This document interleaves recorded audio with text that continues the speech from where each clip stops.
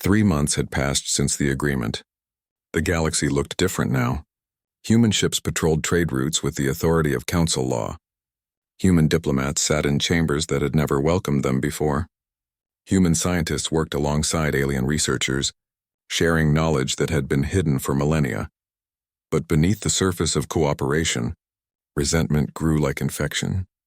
Commander Tae Min stood on the observation deck of the human flagship, watching a Draconid freighter pass through a checkpoint. The freighter's captain had been cooperative, even friendly.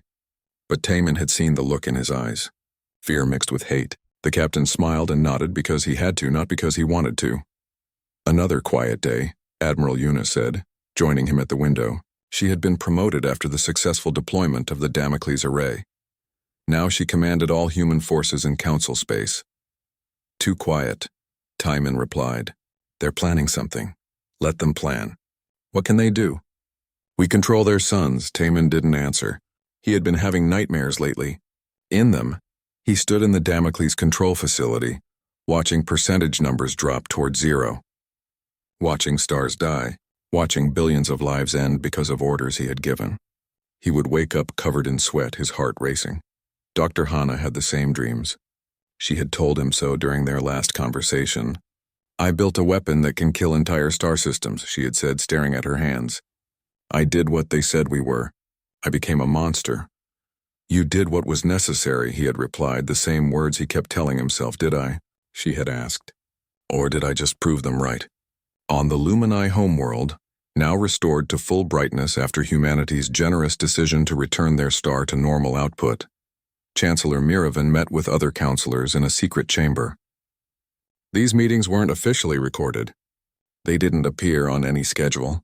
As far as anyone knew, they didn't exist. We have located 17 satellite clusters, Kilrathan said. He was a Draconid engineer, one of the best his species had ever produced. His family had died during the evacuation when their sun had dimmed. He had sworn vengeance against humanity.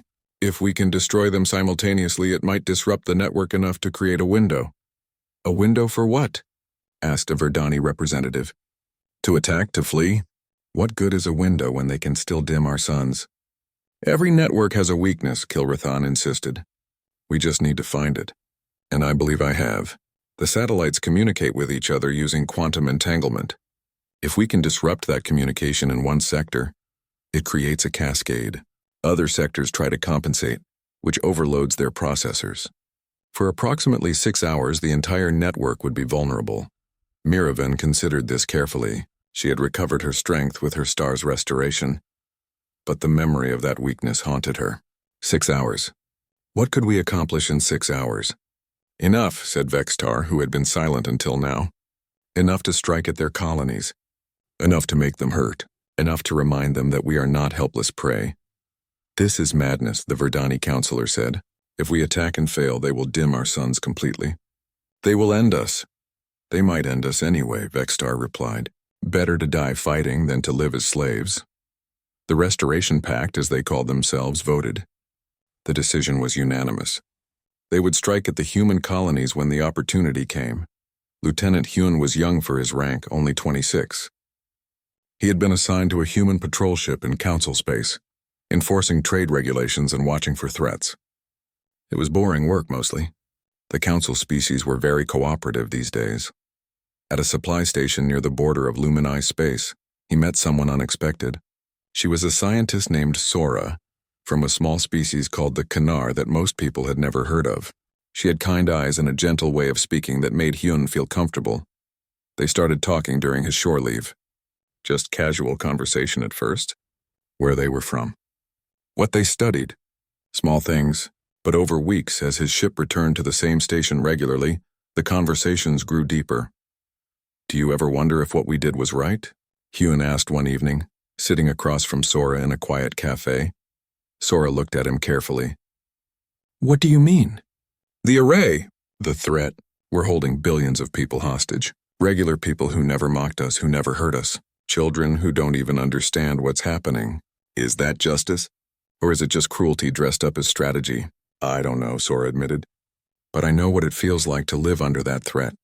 Every day we look at our sun and wonder if this will be the day it dims again. Every day parents explained to children why they should be afraid. Is that justice either? Hyun had no answer, but the conversation planted seeds of doubt that grew stronger. With each passing day, what he didn't know was that Sora was part of the Restoration Pact. She had been assigned to gather information from human personnel, to find weaknesses in their security, to identify sympathizers who might help. And in Lieutenant Hyun, she had found exactly what she needed. Over the next month, their friendship deepened. Hyun began to share things he shouldn't have. Not because Sora asked, but because he needed someone to talk to. He told her about the guilt that kept him awake at night, about the civilians they had threatened, about his growing belief that humanity had become exactly what the Council had accused them of being. And carefully, gently, Sora began to ask questions. Where were the array control stations? How many personnel guarded them? What were the security protocols? Hyun answered without thinking, believing he was just venting to a friend who understood. By the time he realized what he had done, it was too late. The Restoration Pact struck on a day that had seemed like any other. Kilrathan had identified the critical nodes in the satellite network, 53 locations that, if destroyed simultaneously, would cause a cascade failure. The Pact had worked for months, positioning ships and weapons in secret, preparing for this moment. When they struck, it was with precision and speed. 53 explosions bloomed in the darkness of space at the exact same moment. The Damocles array, which had functioned perfectly for months, suddenly went offline. Alarms sounded in every human facility across the galaxy. In the control center deep inside the asteroid, Dr. Hana watched in horror as her screens went dark. "We've lost the network," she said, her voice shaking. "Total system failure. We're blind." Admiral Yuna was on the comm immediately. "How long until we can restore it?" 6 hours minimum, Hana replied. "Maybe more. The satellites are trying to re-establish quantum links, but the cascade damaged their processors. They need time to reboot." 6 hours, Yuna repeated. Then to her command staff, "All ships to defensive positions. Protect the colonies. They're going to attack." She was right. Within minutes, Council forces that had been secretly assembled over months came out of hiding. They struck at human colonies across 5 systems simultaneously. Not the homeworld. That was too well defended. But outlying settlements, mining operations, research stations, the colony of New Sol took the worst of it. A Draconid battle group appeared in orbit and opened fire before anyone could react. The colony had minimal defenses, just enough to discourage pirates. Against a military force, they had no chance. Commander Tae Min was aboard his flagship when the attack began. He watched the reports come in, each one worse than the last. Casualties in the hundreds, then thousands. Buildings destroyed. Orbital platforms in flames. "Return fire," he ordered. "Defend our people." The battle lasted 4 hours. Human forces, though outnumbered, fought with desperation and skill. They had better weapons, better tactics, better training. But the Council forces had numbers and rage on their side. When it was over, New Sol was a ruin. 7,000 colonists were dead, another 15,000 were wounded, and humanity's carefully constructed position of untouchable power was shattered. Admiral Yuna wanted to retaliate immediately. "We need to dim their suns completely. Make an example. Show them what happens when they defy us." But Taiman hesitated. He thought about those nightmares, about the billions of innocent lives. "If we do that, we become exactly what they feared. We become the monsters." "We already are monsters," Yuna replied coldly. "The question is whether we're strong enough monsters to survive." In his cell aboard the flagship, Lieutenant Hyun sat with his head in his hands. They had arrested him hours ago, after tracing the security leak back to his conversations with Sora. He had given them everything they needed. The locations, the protocols, the weaknesses. He had betrayed his species because he thought it was the right thing to do. Now thousands were dead and he didn't know if he had done right or wrong. He only knew that he had blood on his hands either way. Ambassador Jiwon stood in the Nexus chamber, addressing the council that had called this emergency session. "You attacked our civilians. You killed thousands of innocent people. You broke the agreement. You held us hostage," Vextar shouted back. "You threatened to extinguish our suns. What choice did you give us?" "The choice to live," Jiwon replied coldly. "We could have killed you all. Instead, we showed mercy. And this is how you respond?" The chamber erupted in angry voices. Human representatives against council representatives. Accusations flying, threats made. The war spread like wildfire across the galaxy. With the Damocles array offline for those critical 6 hours, council forces had launched attacks on human positions everywhere. Even after the array came back online, the fighting continued. Lines had been crossed. Blood had been spilled. There was no going back. Commander Taemin stood on the bridge of his flagship, coordinating the defense of human colonies across 3 sectors. His uniform was wrinkled, his eyes red from lack of sleep. He had been commanding for 72 hours straight. Status on the mining colony? Lost, sir, the tactical officer reported. Draconid forces overwhelmed our defenses. We evacuated most of the civilians, but she didn't finish. They both knew what but meant. More dead, more colonies burning, more reasons for both sides to hate each other. Admiral Yuna appeared on his screen, her face hard. Taemin, we have authorization from Earth. Command wants us to activate full protocol. Dim all council stars to 0. End this war permanently. Taemin felt his stomach drop. That would kill billions. They're killing us. Yuna shouted. They struck first. They broke the agreement. We have every right to defend ourselves. By committing genocide, by doing what's necessary.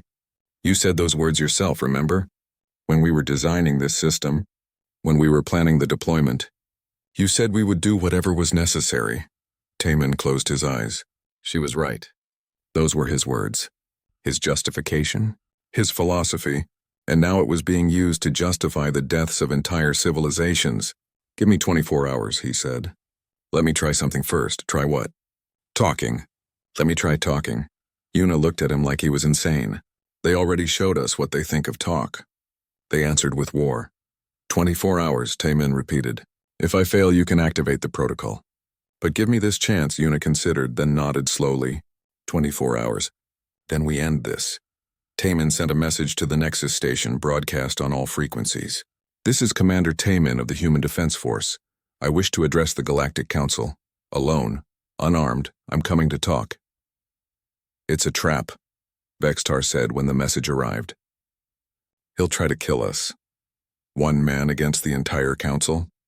Miravan replied. What could he possibly accomplish? Then let him come, said the Verdani counselor quietly. Let's hear what the human has to say before we all die. Taemin's ship docked at the Nexus 12 hours later. He walked through corridors that had been emptied of everyone except guards. They watched him with weapons ready, but he carried nothing. No gun, no blade, not even a communication device. In the council chamber, he stood in the same spot where he had revealed the Damocles array months ago. But he looked different now. Older. Tired. Broken, maybe. You wanted to talk, Vexitar said. So talk, but make it quick. Your admiral has given us an ultimatum. 24 hours, then our suns go dark forever. Taemin nodded slowly. I came to tell you the truth. The whole truth, not just the parts that made us look strong. He took a breath. 15 years ago, when Dr. Hana discovered your stellar vulnerability, we faced a choice. We chose wrong. The chamber was silent, waiting. We chose fear, Taemin continued. We were afraid you would reject us, afraid you would destroy us, afraid you would see us as weak. So we built a weapon. We told ourselves it was for defense, for protection. But that was a lie. We built it because we wanted power. We wanted to make sure nobody could ever hurt us again. You're admitting your crime, Miravan said. Why? Because I'm tired of lying. To you, to my people, to myself. Taemin looked around the chamber, meeting each counselor's eyes. When we came here seeking membership, part of me hoped you would accept us. Hoped we could put away the weapon and never use it. But another part of me, the part shaped by centuries of human warfare, the part that learned survival means dominating others, that part wanted you to reject us, wanted the justification to deploy the array. So it was a trap, Vextar said. Yes, and no. It was fear dressed up as strategy. It was trauma pretending to be strength. Taemin's voice cracked slightly.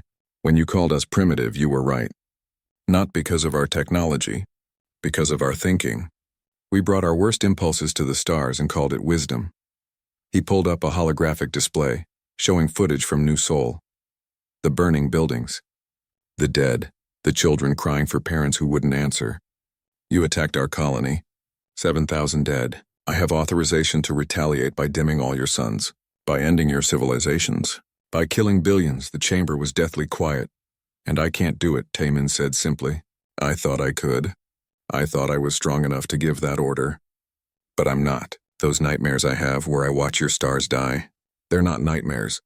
They're my conscience trying to tell me something I should have known from the beginning. That power without compassion isn't strength. It's just cruelty. Pretty words, Vextar said, but his voice was uncertain.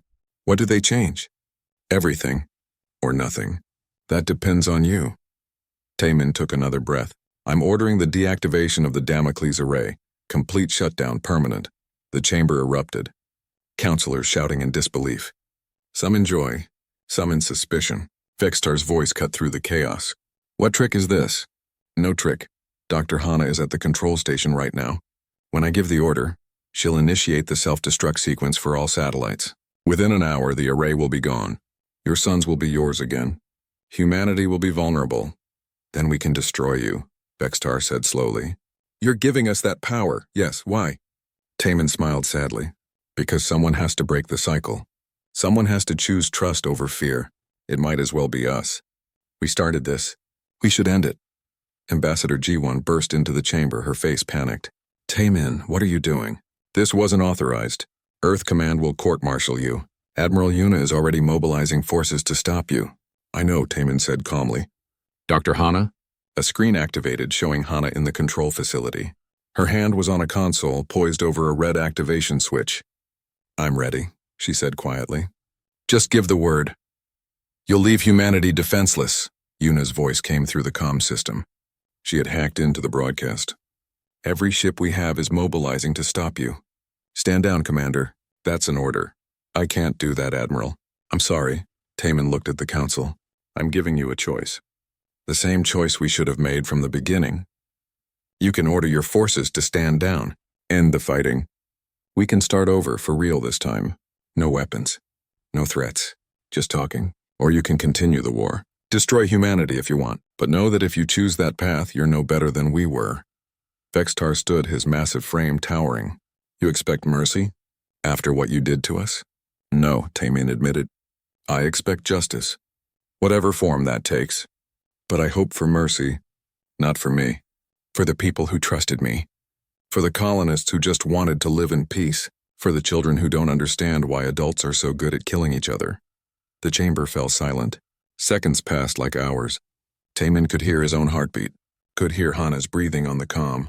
Could hear the distant sounds of ships preparing for battle. Then Chancellor Miravan stood. Her crystalline form had regained its brightness, but something in her posture had changed. She looked older somehow. I was wrong, she said quietly. When you came here months ago, I called you primitives. I mocked your achievements. I dismissed your potential. I was wrong. She turned to face the other counselors. We all were. We judged them by our standards, never stopping to consider that different doesn't mean lesser. That younger doesn't mean worthless. They built a terrible weapon, yes, but we drove them to it. Our arrogance, our cruelty, our refusal to see them as equals.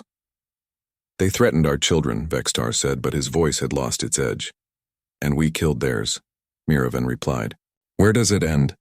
How many must die before we admit that this cycle of violence serves no one?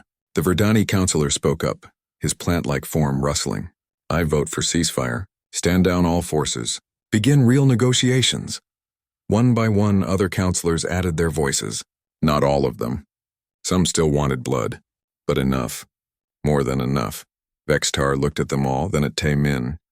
You're either the bravest being I've ever met, or the most foolish. Probably both, Taemin admitted. If we agree to this, and you're lying, if the array remains active, it won't. Dr. Hana, activate the self-destruct sequence. Authorization Taemin Alpha 79. Hana's hand moved to the switch. She paused for just a moment, looking at the weapon she had created. The power to extinguish suns, the power that had made humanity feared across the galaxy. Then she pressed the button. Across the galaxy, 15,000 satellites received their final command, their cores overloaded in carefully controlled bursts. In the darkness of space, brief flashes of light marked the end of humanity's greatest weapon. The Damocles array, which had held civilizations hostage for months, ceased to exist. It's done, Hana said, and there were tears on her face. For a long moment, nobody spoke. The weight of what had just happened settled over everyone like snow. Humanity had just given up its ultimate weapon, made itself vulnerable, trusted that mercy would be answered with mercy. Vextar sat down slowly. "Order our forces to cease fire," he said to his military commander. Commander Taman stood in the same chamber where humanity had been rejected just days before. But everything was different now. The counselors sat in their chairs without the arrogance they had shown before. Some looked weak. Chancellor Miravan could barely hold her form, her crystalline body flickering like a dying lamp. Others looked angry, but it was the anger of the powerless, the trapped, the defeated. High Counselor Vexitar still sat tall in his seat, but his scales had dulled. His voice, when he spoke, lacked the thunder it had carried before. "You wish to discuss terms, human. We are listening." Taman walked slowly to the center of the chamber. Behind him stood Ambassador Jiwan and Dr. Hana. No guards escorted them this time. They didn't need guards. The weapon they controlled was far more powerful than any army. 15 years ago, Taman began, his voice calm and clear. Humanity sent our first deep space survey missions beyond our local cluster. We were excited. We were hopeful. We thought we would find friends among the stars. He paused, looking around the chamber. Every counselor was watching him now. Dr. Hana led one of those missions. She was studying stellar mechanics, trying to understand how different types of stars worked. And she found something interesting. Something that shouldn't have been there. Dr. Hana stepped forward, activating a holographic display. It showed a complex pattern of energy waves flowing through a star. "This is a natural stellar resonance pattern," she explained. "Every star has one. It's how a star maintains stability, how it balances the fusion in its core with the gravity trying to crush it." The display shifted, showing a different pattern. "This is what I found in Council Space. An artificial resonance pattern. Your stars weren't maintaining themselves naturally anymore.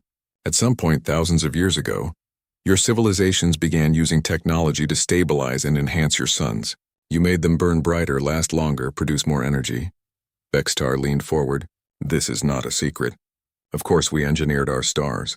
We are advanced civilizations. We shape our environments to suit our needs." "You do," Taman agreed. "But you did it so long ago that you forgot something important. You forgot that your stars now depend on that artificial stabilization. Remove it and they begin to collapse. Not quickly, but steadily, predictably." The chamber was silent. A few counselors looked confused, but others were beginning to understand. Their faces showed horror. Ambassador Jiwan spoke next. "When Dr. Hana brought her findings to human leadership, we faced a choice. We could share this information with the Council, warn you about the vulnerability in your systems, or we could weaponize it. We spent 5 years studying the phenomenon," Hana continued.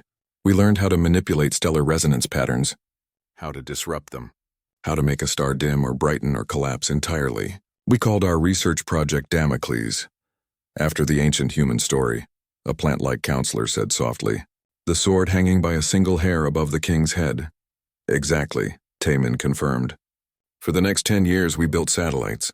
Thousands of them. We hid them throughout the galaxy, in places no one would look. Asteroid fields, debris clouds, dead zones between stars. We positioned them carefully, ensuring every major council system was covered."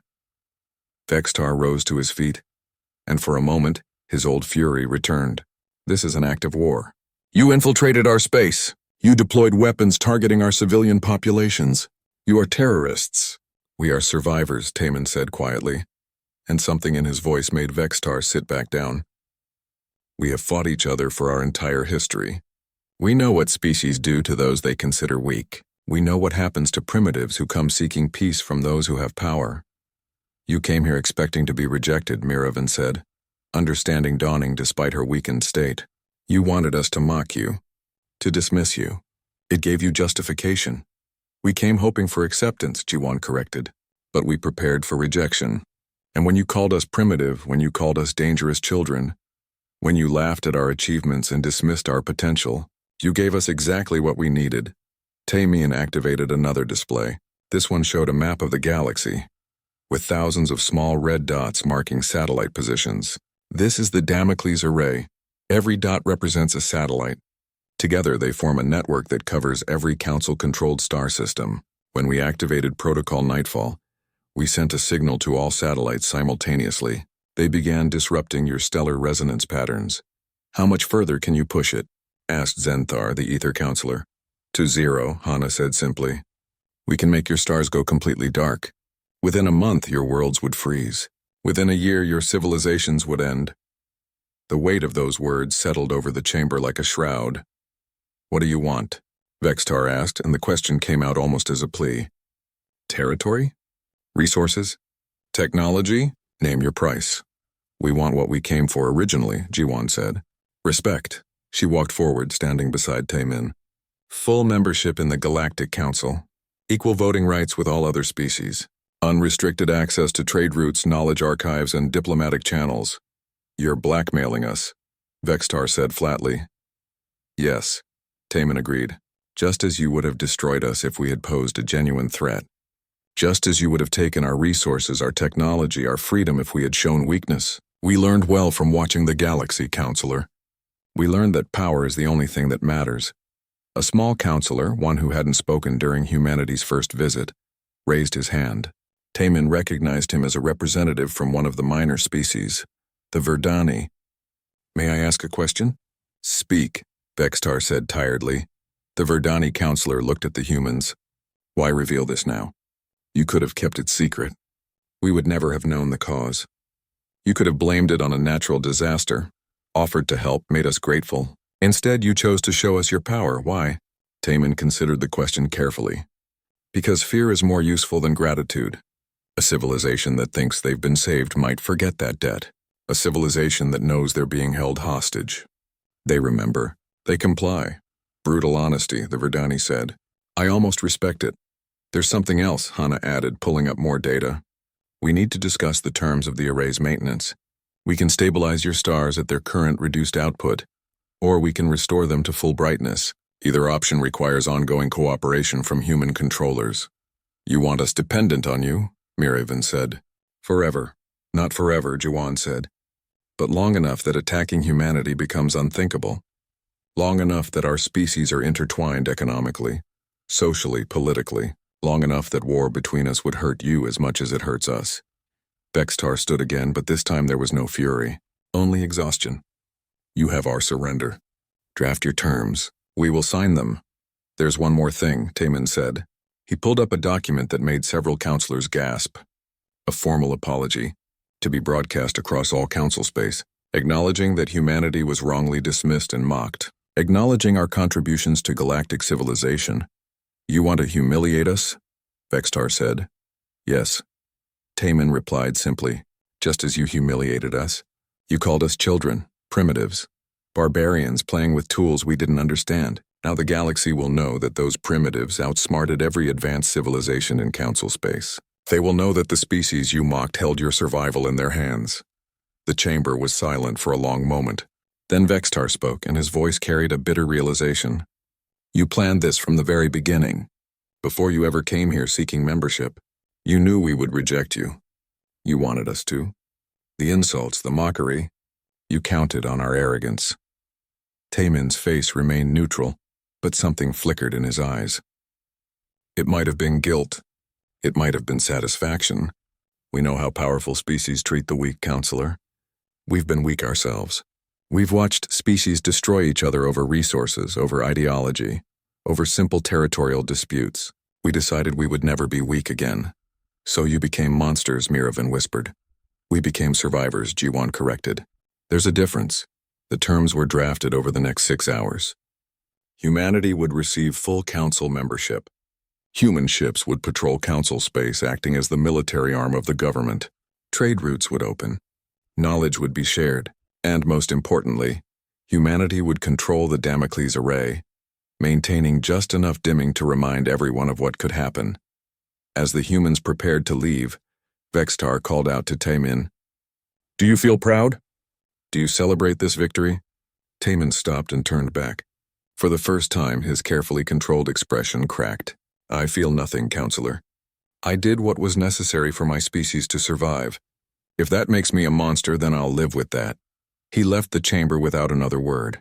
Outside, as they walked back to their ship, Hana spoke quietly. We held billions hostage. We threatened to extinguish suns. What have we become? The strongest species in the galaxy, Ji-Wan replied. But none of them looked happy about it. The first alarm sounded on a monitoring station orbiting the Draconid homeworld.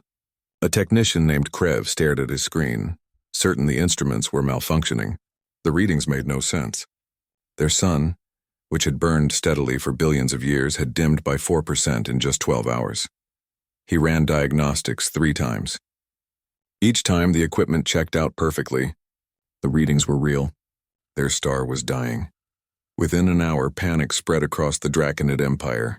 4% might not sound like much, but for a civilization that had carefully balanced their energy needs around their sun's output, it was catastrophic. Temperatures on the homeworld began to drop. Power grids, which drew energy from solar collectors, started to fail. Backup systems kicked in, but everyone knew those wouldn't last long. High Counselor Vexitar stood in his command center, watching the data stream in from across his empire. His scales had lost their usual shine. Explanations, he demanded. Someone give me an explanation. There is none, Counselor, his chief scientist said, her voice trembling. Stars do not simply dim like this. Not without signs. Not without centuries of warning. This violates everything we know about stellar physics. Then our knowledge is wrong, Vexitar growled. Find out what is causing this. Fix it. But they couldn't. Because it wasn't just the Draconid star. Reports flooded into the Nexus station from across Council space. The Lumini system, the floating sphere people called the Ethers, the plant-like Verdani, 17 different star systems, all showing the same impossible symptoms. Their suns were dimming and no one knew why. Chancellor Miravan felt the weakness spreading through her crystalline body like frost. Her people fed on stellar radiation. It was how they lived, how they thought, how they existed. With their sun dimming, she could feel herself growing slower, colder. Some of the older Lumini had already entered hibernation, their bodies unable to function with reduced solar input. An emergency session was called. The council chamber, usually filled with dignified debate, became chaos. Councilors shouted accusations at each other. Some claimed sabotage. Others insisted it was a natural disaster. A few whispered about ancient prophecies and cosmic judgments. This is someone's weapon, one councilor screamed. Someone has attacked us. But who? Another demanded. Who has this capability? None of us do. The chamber fell silent. They all knew it was true. For all their advanced technology, for all their thousands of years of stellar engineering, none of them had ever developed a way to affect a star like this. It should have been impossible. A junior counselor, young and frightened, spoke up. Could it be? Could it be the humans? They were just here. What if this is retaliation? Vexitar slammed his fist down. Impossible. They are primitives. They have barely left their own star system. They lack the technology, the knowledge, the capability. It cannot be them. But doubt had been planted, and doubt in desperate times grows quickly. 72 hours after the first alarm, the situation became critical. The Draconid sun had dimmed by 40%. Evacuation orders were issued for the homeworld. Billions of Draconids scrambled for transport ships, fighting to escape their freezing planet. Many wouldn't make it. Chancellor Miravan, her voice now slow and difficult, proposed what everyone was thinking, but nobody wanted to say. We need to investigate. Human space. We need to know if their stars are affected. I already authorized surveillance, admitted another counselor, the floating ether named Zenthar, 2 days ago. The results came back this morning. Everyone turned to him. And, Vexitar demanded, human-controlled stars are completely stable. Not a single fluctuation. Not a single anomaly. Zenthar's energy field pulsed with fear. And more concerning, their military ships have repositioned. They have established defensive perimeters around all their territory, as if they were expecting something. The chamber erupted in angry voices. They did this! They attacked us! We must respond with force. But Miravan raised her hand, and despite her weakened state, they listened. If they did this and we attack, what do you think will happen? Our stars will dim further. We will all die. The truth of her words silenced them all. A technician rushed into the chamber, breaking protocol. Counselors! We intercepted a transmission from human space. It was coded, but we managed to decrypt part of it. Show us, Vexitar commanded. The message appeared on the main display, fragments of text that sent chills through everyone present.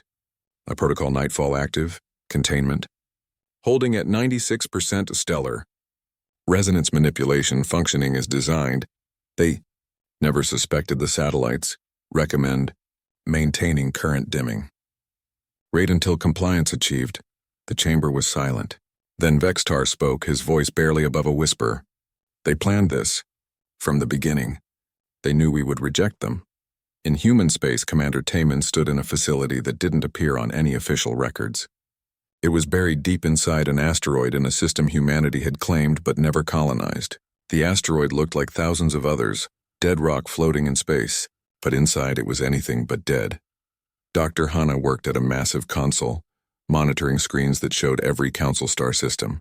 Beside each star's designation was a percentage number. Most read 40% in red text. How long can we maintain this? Taman asked. Indefinitely, Hanna replied. The satellites draw power from the stellar resonance itself. They're self-sustaining. We can increase the effect, decrease it, or shut it down completely. All with a simple command. And if they attack us? Then we increase it to 100%. Their stars go out completely. Within weeks, their civilizations collapse. They know this.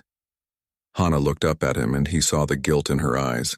I created a doomsday weapon, Taman. I can see it now. What have we become? Before he could answer, another figure entered the facility. Admiral Yuna was a tall woman with gray hair and eyes like ice. She had commanded humanity's defense fleets for 20 years. They're scared, she said with satisfaction. Surveillance shows evacuation efforts across multiple systems. They're panicking. Good, Taman said, though the word tasted wrong in his mouth. The Council has been trying to locate our satellites, Yuna continued. So far, no success. We hid them too well. In asteroid fields, nebulas, dead zones. They'll never find them all. What if they do? Hanna asked. What if they destroy enough satellites to break the network? Yuna smiled, and it wasn't pleasant. That's why we built redundancy into the system. They'd need to destroy 90% of all satellites simultaneously. That's over 15,000 targets spread across the galaxy. Impossible. Taman looked at the screens showing dying stars and evacuating populations. He thought about the children on those worlds, the ordinary people who had nothing to do with the Council's decision to mock humanity. He pushed the thought away. This was war, a different kind of war, but war nonetheless. Send them a message, he said. Just one sentence. Humanity wishes to discuss terms. Yuna nodded and moved to the communication console. Within seconds, the message was transmitted to the Nexus station. It would arrive in minutes, carried on faster than light communication arrays that humanity had supposedly just barely learned to use. At the Nexus station, the message appeared on every screen simultaneously. 5 words that carried more weight than any weapon, any threat, any show of force.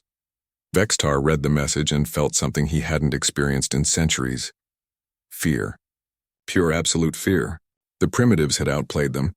The children they had mocked held their entire civilization hostage. Respond, he said, the command tasting like ash in his mouth. Tell them we will discuss terms. Chancellor Miravan, dimmer now than she had been in 1,000 years, watched the response being sent. She thought about pride, about arrogance, about the price of underestimating those you considered beneath you. They had called humanity primitive. They had mocked their short history and violent nature. Now those primitives held the power of suns in their hands. And the galaxy's most advanced civilizations had no choice but to bend knee and beg for mercy. In the darkness between stars, 15,000 satellites continued their work, draining light from suns that had burned for billions of years. And humanity, patient and prepared, waited for the Council to learn the most important lesson of all. Never underestimate those who have survived their own worst impulses. The Grand Chamber floated in the darkness of space, a massive station that orbited the bright star of Nexus Prime. Inside, 12 different alien species sat in a circle, each one representing their civilization. The room glowed with strange lights, and the air hummed with translation devices that turned every language into something others could understand. Commander Taman stood in the center of the circle. He wore his formal uniform, dark blue with silver marks that showed his rank. Beside him stood Dr. Hanna, a scientist with sharp eyes who carried a datapad filled with information about humanity's achievements. On his other side was Ambassador Jiwan, a woman whose calm face showed no emotion, though her hands were tight behind her back. They had traveled 3 months to reach this place. 3 months of hope that humanity would finally be accepted into the Galactic Council. 3 months that were about to become a complete waste. High Counselor Vextar rose from his seat. He was massive, covered in dark scales that reflected the light like metal. His species, the Draconids, had ruled their part of the galaxy for over 10,000 years. When he spoke, his voice rumbled through the chamber like thunder. "We have reviewed your application," Vextar said, looking down at the humans. "We have studied your history, your technology, your culture." He paused, and Taman saw something cruel flash in his golden eyes. "And we find it amusing." Laughter rippled through the council chamber. Not polite laughter, but the kind that came from deep mockery. Chancellor Miravan, whose body was made of living crystal that caught and bent light in beautiful patterns, spoke next.